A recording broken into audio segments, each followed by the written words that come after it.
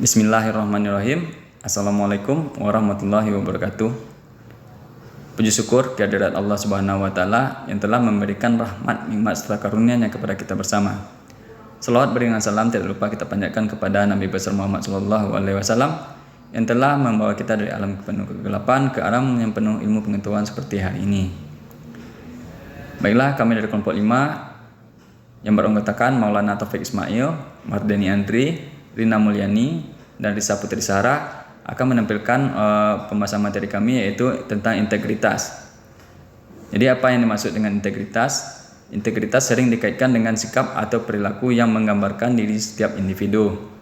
Sikap integritas penting sebagai bentuk tanggung jawab atas diri.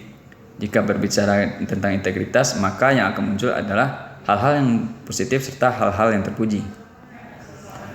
Nah, secara etimologis, menurut Fahrudin tahun 2013, integritas berasal dari bahasa Latin yaitu integer, yang berarti keseluruhan atau lengkap. Menurut Kamus Bahasa Indonesia, integritas adalah kualitas, sifat, atau keadaan yang menunjukkan suatu kesatuan yang utuh sehingga memiliki potensi dan kemampuan untuk memancarkan wibawa dan kejujuran.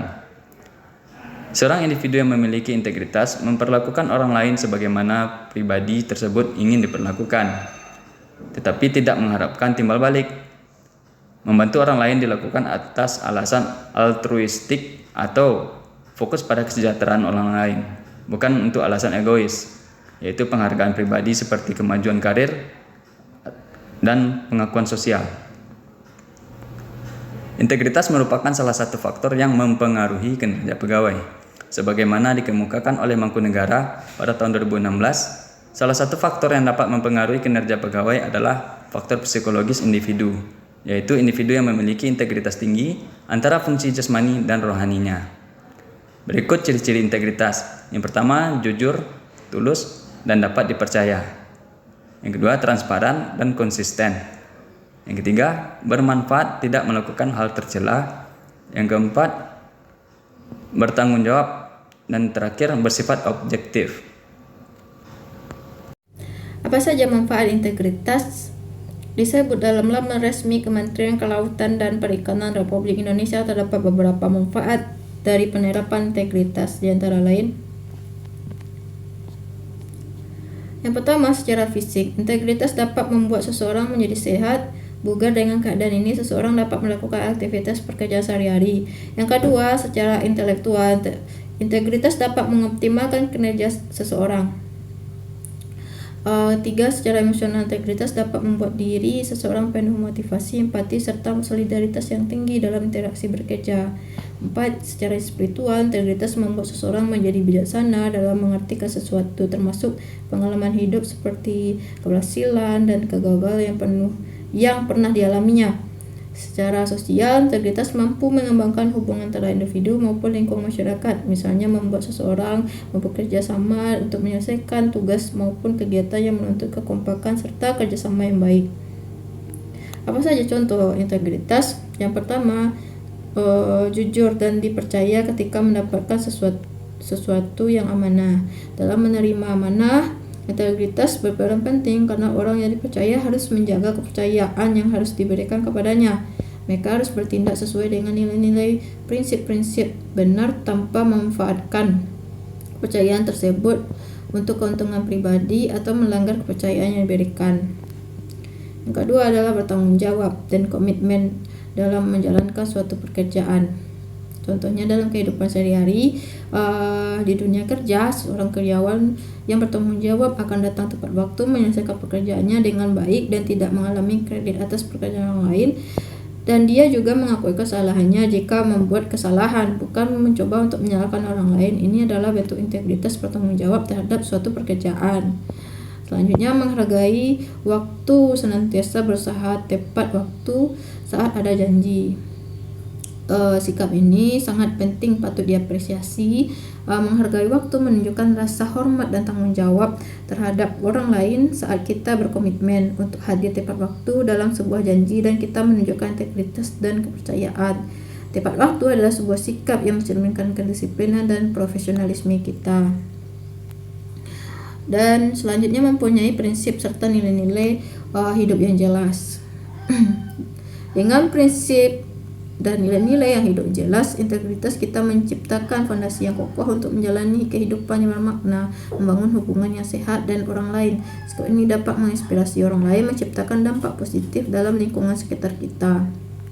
Dan terakhir adalah bersikap tulus serta setia, senantiasa menjaga martabat diri. Selanjutnya, memahami governance. Menurut Pratikno 2007, governance mempunyai banyak definisi tergantung dengan tujuan apa yang dibahas. Malahan saat ini governance bukan saja yang dibahas berkaitan dengan masalah pemerintahan, bahkan sudah ada sampai domain-domain yang lain. Baiklah, saya akan melanjutkan materi selanjutnya, yaitu konsep governance menurut pakar. Menurut John Pierre dan B.G. Peters, governance adalah suatu istilah yang dapat diartikan dalam bidang atau disiplin ilmu yang berbeda.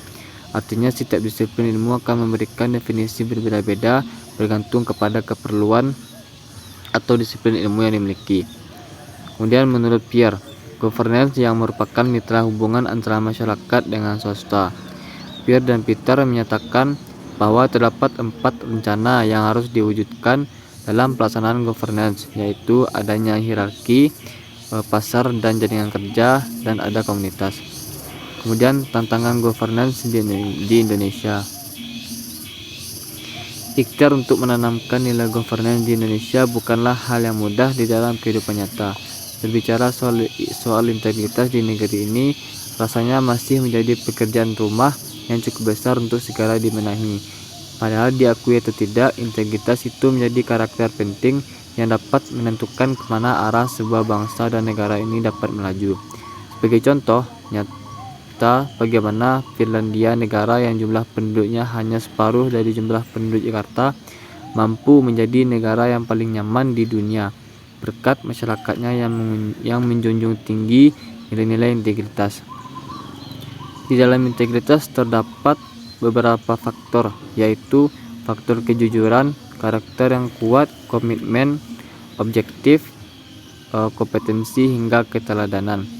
Studi perilaku jujur yang diterbitkan di Science Magazine pada Juni 2019 memperlihatkan Indonesia berada di urutan 33 dari 40 negara yang diteliti. Penelitian yang melibatkan 3 perguruan tinggi dari Universitas Michigan, Universitas Zurich, dan Universitas Utah ini menggunakan alat ukur berapa dompet yang dikembalikan. Baik, selanjutnya akan dibacakan oleh rekan sekelompok. Sekian, terima kasih. Baiklah, saya akan meneruskan presentasi kami, yaitu melanjutkan apa yang telah disampaikan oleh teman saya sebelumnya. Di sisi lain, ketika pertumbuhan internet semakin masif di negeri ini, Indonesia tercatat juga sebagai negara dengan tingkat penipuan online yang tinggi.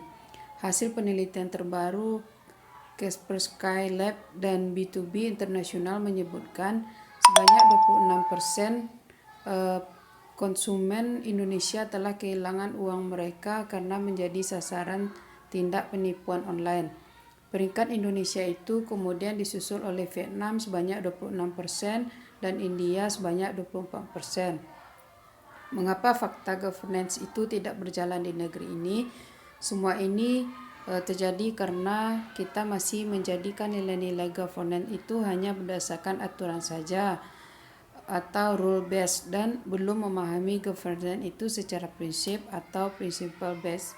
Padahal jika kita merujuk pada perilaku konsumen di era digital, ikhtiar untuk mengimplementasikan nilai-nilai governance itu sesungguhnya otomatis sudah dilakukan secara tidak sadar dalam aktivitas keseharian.